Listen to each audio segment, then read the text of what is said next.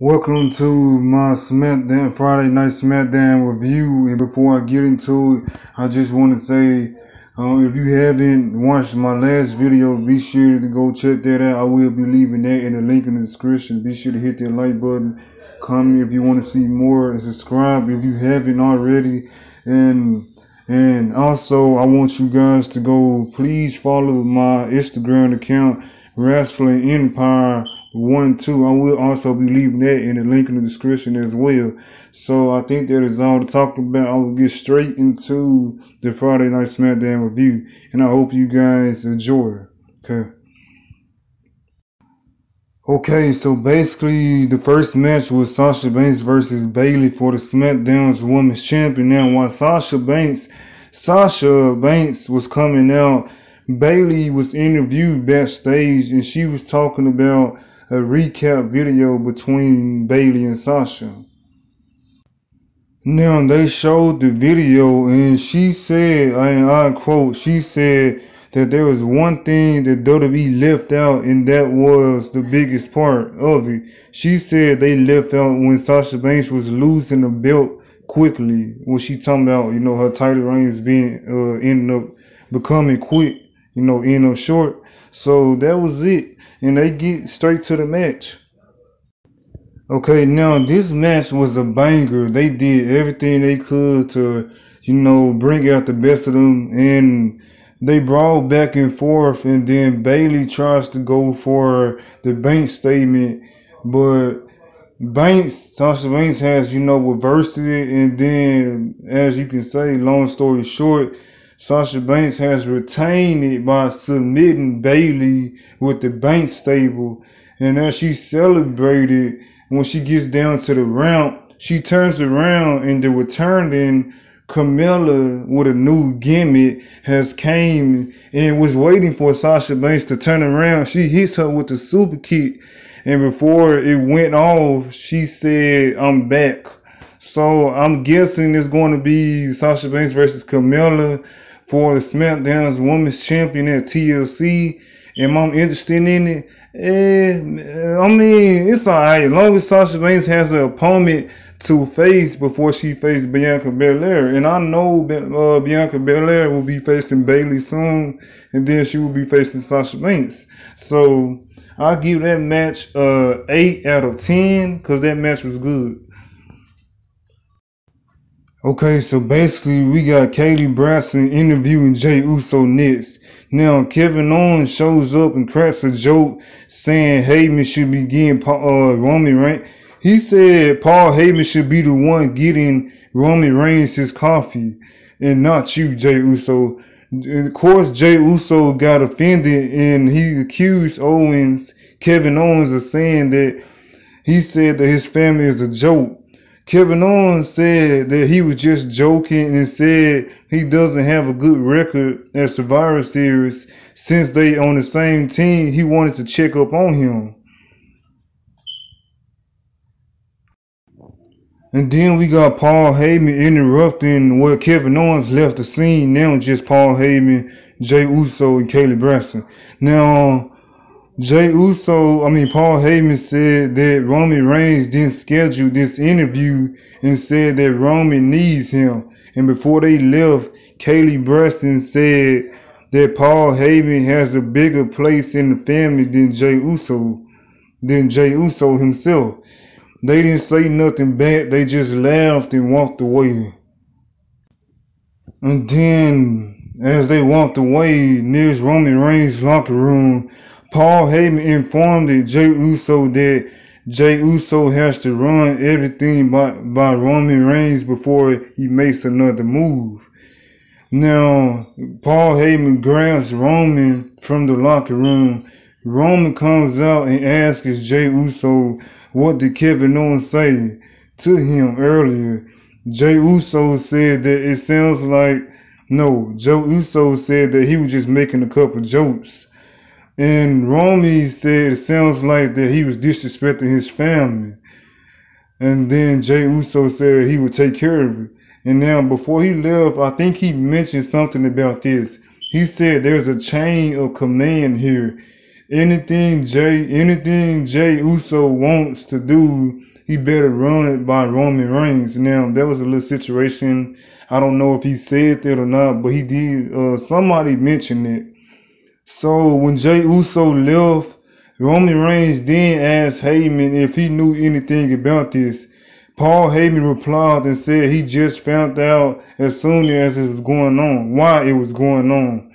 Roman Reigns then said Heyman needs to know everything. He said he needs to go contact the WWE producer, Adam Pearce, which we all know is really the GM of Raw and SmackDown. But he said he needs to contact him because he want to handle this. He want to handle the situation tonight. Okay, so we showing backstage that Rey Mysterio is trying to contact his daughter Aaliyah, but she wasn't picking up. Dominic Mysterio came over to tell Rey Mysterio, tell Rey Mysterio to worry about Aaliyah later because Rey Mysterio has a matchup next. Rey Mysterio told him to go get his ring gear. When Dominic left, King Corbin attacked him from behind.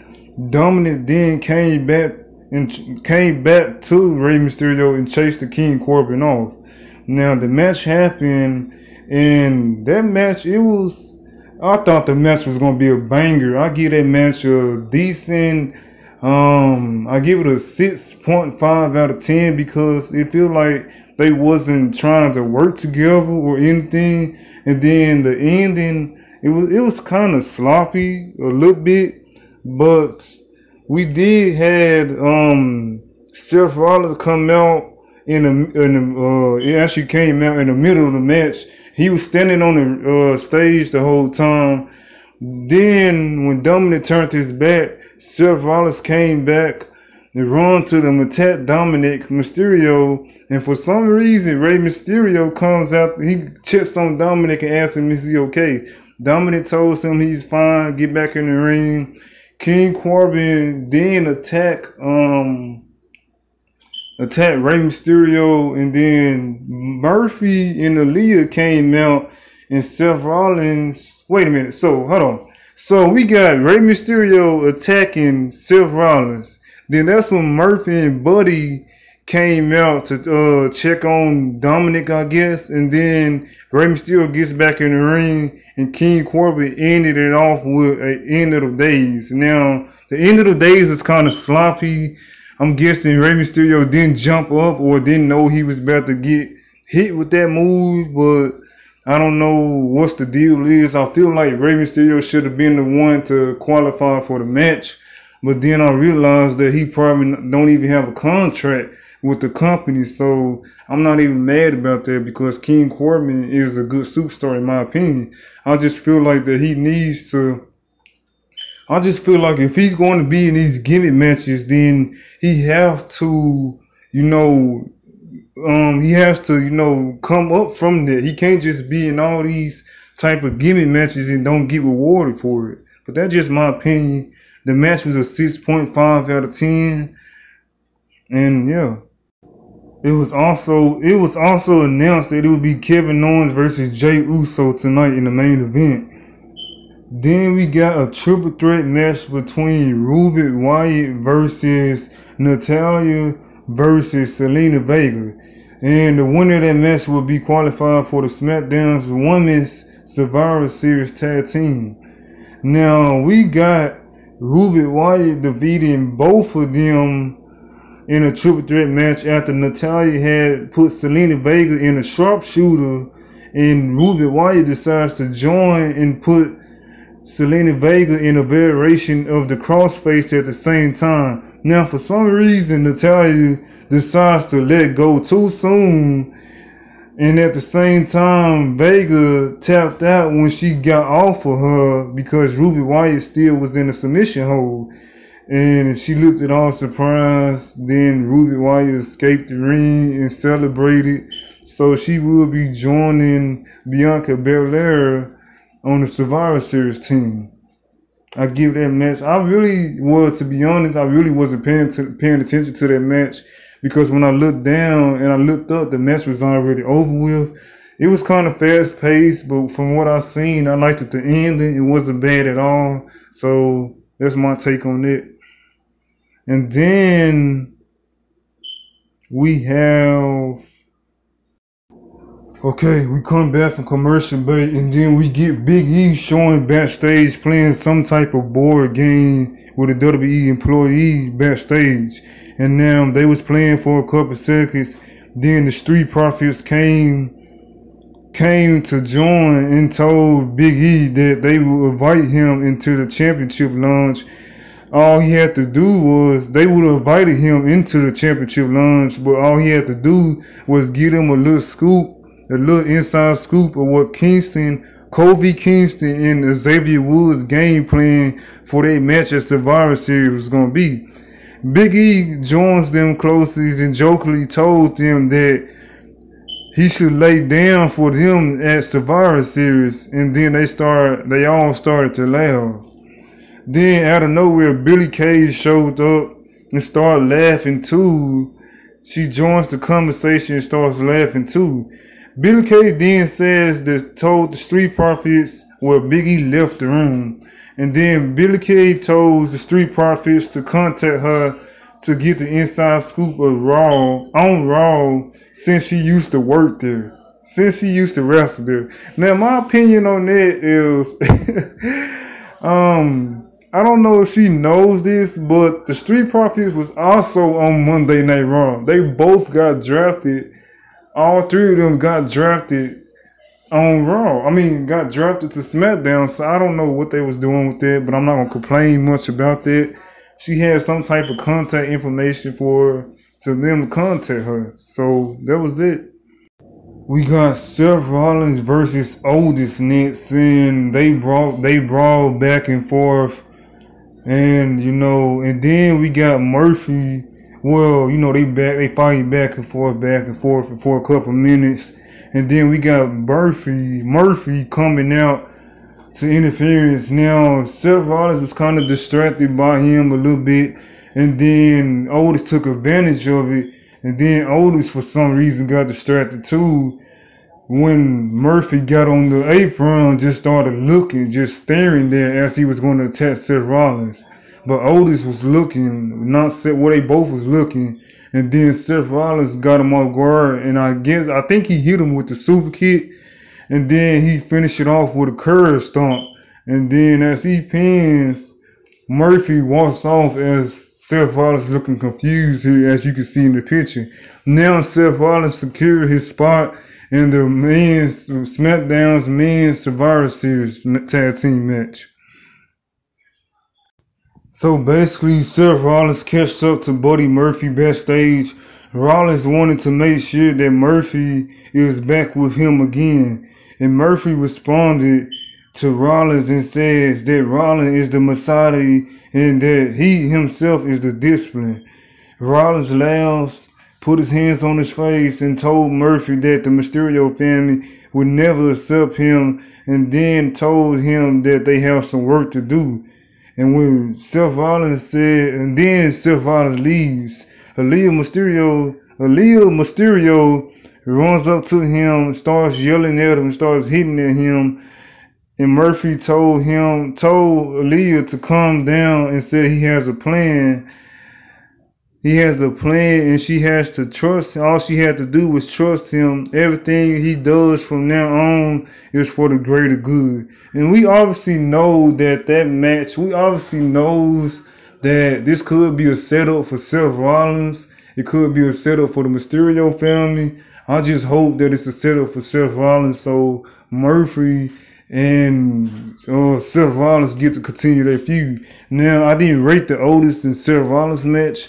I give that match average 7 out of 10, 7.0, because it was kind of quick. It wasn't really much, but I enjoyed it for its little fun. Okay, now we got Michael Cole interviewing Lars Sullivan. Now, Sullivan says that he hates bullies, and he talks about how he was bullied in school. Sullivan then talks about how he was bullied in school, how he mentions how, hold on, let me see this. Okay, he talks about how he hates bullying and how he was bullied in school. Then he talks about how he lost weight and gained 50 pounds of muscles in 18 months. And then he became the bully by bullying the kids that bully him and also the kids who laughed at him and just sat there while he got bullied. And he just started screaming and yelling and everything. Okay, now we got the main event. Jey Uso came out, and right before his match, Kevin Owens was talking to Kaylee Braxton. He told her that when he got to the area today, he didn't expect to face his partner. He didn't expect to face his partner tonight that's on the same team as him at Survivor Series. Kevin Owens then said that when Roman Reigns forced Jey Uso to do what he did to Daniel Bryan last week was really unnecessary. Then he said that he did a lot of questionable things to people in his career, but he did it on his own. Nobody made him do nothing. Nobody made him do what he did to them. He said nobody controlled him, and he said the beating he going to get. He said he's going to get Jey Uso a beating. Okay, so the main event is Jey Uso versus Kevin Owens. They brawl back and forth. Kevin Owens hit him with the pop-up powerbomb. He kicks out at 2. Jey Uso hits him with the super kick. He kicks out. He did something. Then they fall back and forth. Roman Reigns' music hits, but no show. The referee was paying attention to the music. Jey Uso decided to take advantage and headbutt Kevin Owens in the ground. And then he hits him with the super kick, wins for the frog splash, and gets the 3 count. And then he walks out, starts nodding his head. Then Roman Reigns' music hit, and then they celebrated together. I mean, they didn't really celebrate together, but he stood up beside Jey Uso and raised his championship up to end the show. And that was all that happened on SmackDown tonight. Okay, that was Friday Night SmackDown's review. If you guys enjoyed this video, be sure to hit that like button and comment if you want to see more. Hit that bell for post notification, and subscribe if you haven't already. And also follow my Instagram. I will be leaving all of that in the link in the description. And thank you guys so much for joining me here tonight for tonight's SmackDown review. And I will see you guys next time. Thanks for watching.